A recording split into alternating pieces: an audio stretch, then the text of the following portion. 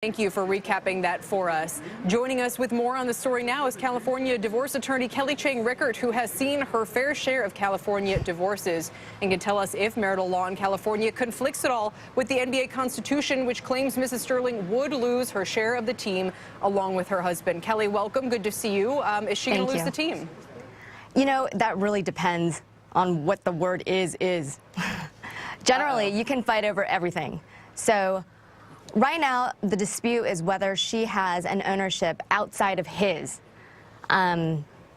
California marital law would only come into play if she has an ownership that's outside of the community property interest that she has through him, so derived through him. If she has a separate ownership that's not linked to his in any way, then yeah, perhaps she can keep the Clippers. However, if her only interest is that derived from his, once he loses it, she will no longer have a community property interest in it because he doesn't have it.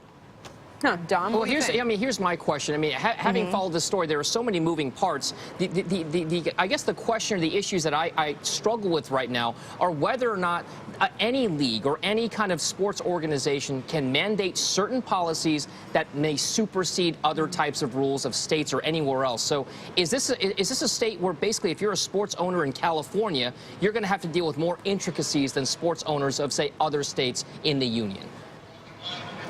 I think perhaps that could be one of the considerations, but in the end, whatever contract that he signed is going to govern his actions and the grievances.